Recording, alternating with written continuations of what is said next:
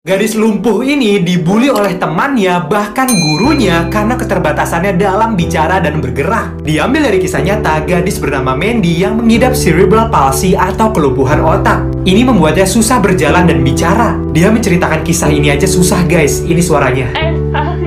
I never gave up.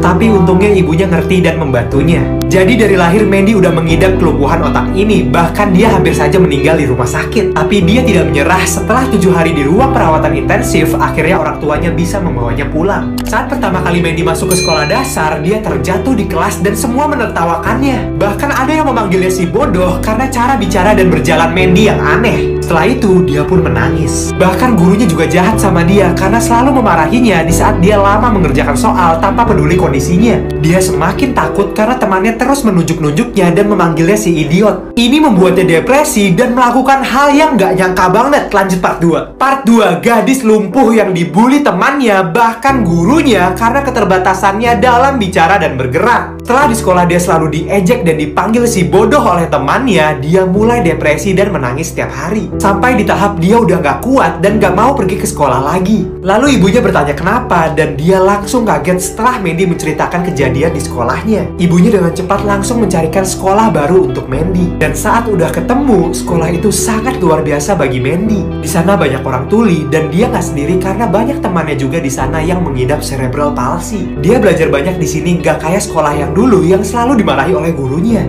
Di sini dia juga akhirnya punya teman pertama di hidupnya dan gak ada yang membulinya lagi. Nah, walaupun dia fisiknya berbeda, tapi dia tetap manusia ya. Dia selalu bekerja keras demi untuk membahagiakan kedua orang tuanya.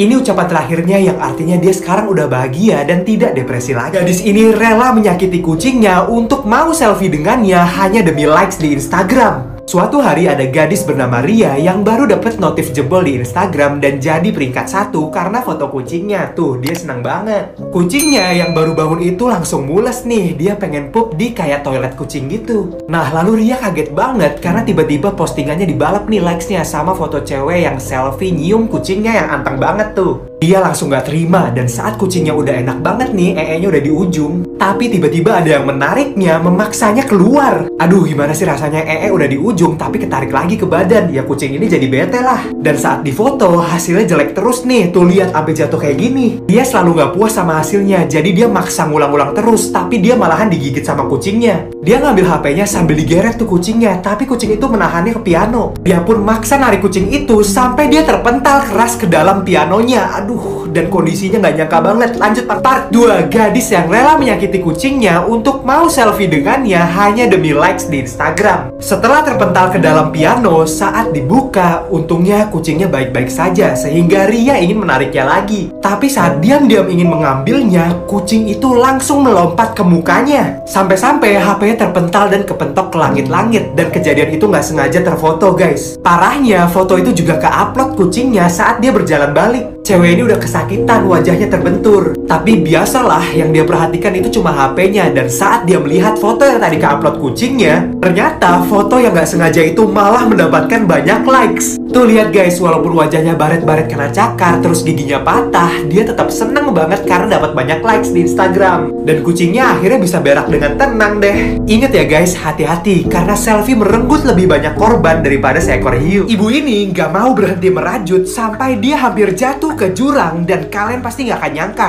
dengan apa yang dilakukannya ketika benangnya habis. Suatu hari ada ibu-ibu gabut yang pergi ke ujung tebing untuk merajut dengan tenang guys. Ibu ini sangat kecanduan merajut tuh, sampai-sampai dia nggak peduli kalau rajutannya udah sepanjang ini. Dia terus aja tuh merajut benang tanpa mengetahui kalau benangnya itu udah terjatuh ke jurang, bahkan menariknya. Dia coba melihatnya nih dan ternyata rajutannya itu udah besar banget sehingga bisa menariknya ke jurang. Dia udah tahu kalau dilanjut bakal bahaya, tapi dia tetap nggak mau lepas karena mahal kali ya. Aduh, dasar ibu-ibu. Sampai akhirnya dia hampir terjatuh, tapi untungnya kakinya masih nyangkut tuh. Dia pun mempercepat rajutannya agar bisa mundur balik lagi ke atas nih. Tapi lama-kelamaan benangnya pun habis, dia nyari-nyari udah nggak ada lagi. Dia pun tertarik lagi, tapi saat udah sampai di ujung jurang, dia sampai harus merajut lagi menggunakan rambutnya sendiri. sendiri guys. Tapi saat seluruh rambutnya kerajut, yang dia lakukan gak nyangka banget. Part 2, ibu yang gak berhenti-henti merajut benang yang terjatuh ke jurang, sampai-sampai dia harus merajut rambutnya sendiri saat benangnya habis. Tapi lama-kelamaan rambutnya habis nih dan membuatnya tertarik lagi ke jurang. Dia lalu ngeliat gunting tuh, sehingga sekuat tenaga dia menarik badannya untuk meraih gunting tersebut. Saat udah merangkak-rangkak pakai jarum dan hampir menggapai guntingnya,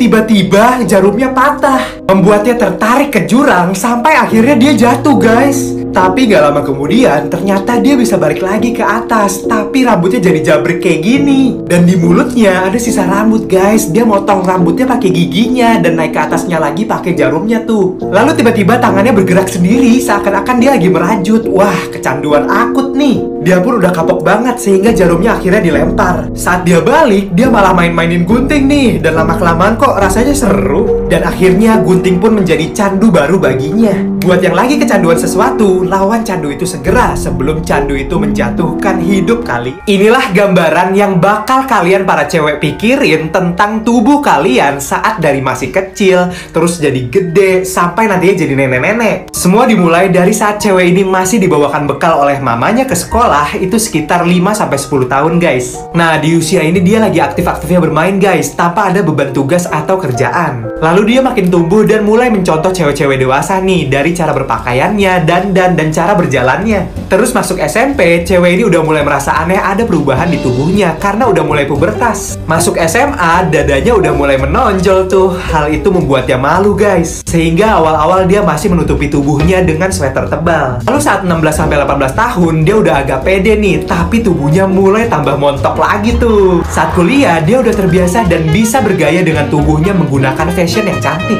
Tapi di saat itulah para lelaki mulai memerhatikan tubuhnya, bahkan ada yang catcalling dan menggodanya di jalanan. Lanjut part 2. Part 2, gambaran yang cewek bakal pikirin tentang badannya dari saat masih kecil sampai udah jadi gede guys. Di umur 20-22 tahun, dia dapat banyak godaan dan jadi sensitif, bahkan gonggongan anjing aja dia kira kakek ini godain dia. Lalu setelah kuliah, dia udah mulai magang, udah punya duit sendiri, langsung kepincut sama baju baru guys. 25-27 tahun, dia udah dapat kerja tetap kantoran, dan di sini dia dapat cinta sejatinya tuh. Dia pun menikah dan langsung hamil loh guys, tapi dia makin insecure sama badannya. Setelah melahirkan, di sini dia mulai merasakan beratnya jadi ibu-ibu. Sampai umur 30, tubuhnya udah mulai melar tuh, sehingga dia mulai olahraga lagi. Tapi itu nggak berhasil, orang-orang udah nggak memerhatikan dia lagi nih, kayak waktu dia masih muda. Dia jadi sedih dan di umur 40 dia berlenggak-lenggok seperti anak muda, tapi udah nggak pantas banget. Dia pun baru sadar saat dia ngaca tuh. Umur 50 dia merasa ada perubahan lagi di tubuhnya, dia semakin kendor dan nggak sekenceng dulu.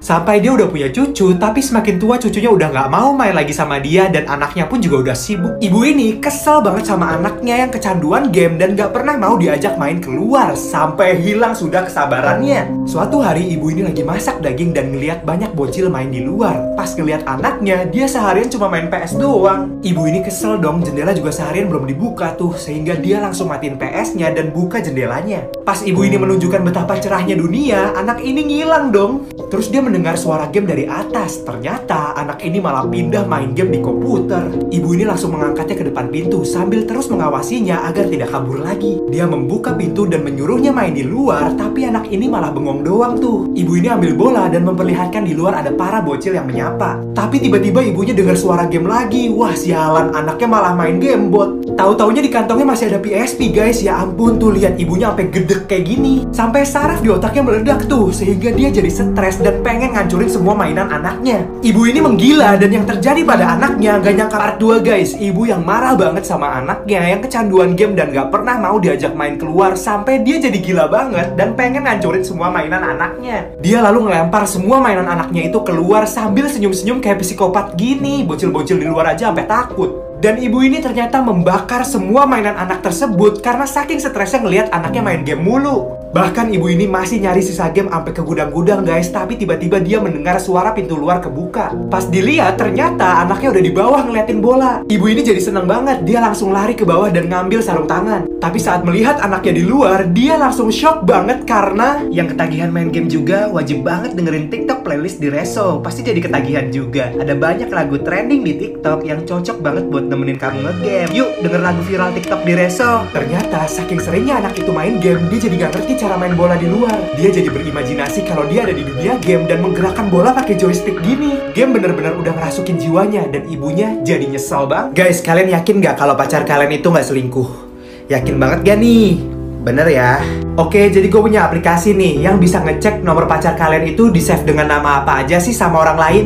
Nama aplikasinya Get Contact, jadi kalian tinggal masukin nomor pacar kalian di sebelah sini nih guys. Kalau udah tampilannya bakal kayak gini, lalu buka bagian tag-nya dan coba deh cek nama-namanya guys. Kalau muncul nama yang mencurigakan kayak gini nih contohnya Baby Ale atau Sayang atau ada Love-nya, padahal kalian nggak pernah namain itu di kontak kalian. Fix sih, berarti ada pelakor yang ingin merebut pacar kalian. Cobain deh kalian cek nama-nama yang ada di nomor pacar kalian. Jangan-jangan di-save Sayang lagi sama orang lain. So, yang mau cek nomor pacar kayak tadi, download Get Contact aja ya. Dan kabarin gue ya kalau kalian berhasil nangkap pelakor.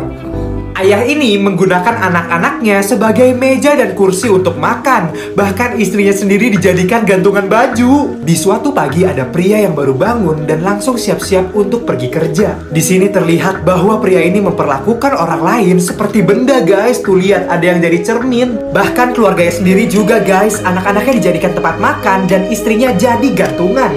Dia pun berangkat kerja dan sedang menunggu taksi. Tapi ternyata taksinya adalah orang juga guys. Jadi dia pergi digendong sama orang. Dan ternyata nggak cuma dia, para pekerja lain juga digendong seseorang ke tempat kerjanya. Saat sudah sampai kantor, lihat guys, orang-orang ini jadi pintu. Bahkan ketika naik lift, yang menggerakkan liftnya ke atas adalah orang gendut ini yang jadi pemberat liftnya. Dan saat sudah sampai di tempat kerjanya, tapi kok dia malah rebahan di depan pintu kayak gini. Dan ternyata pekerjaan pria ini adalah menjadi keset untuk membersihkan sepatu bosnya. Wah, ada pesan moral tentang kehidupan di balik animasi ini. Coba kalian ada yang dapat? Tolong kasih tahu di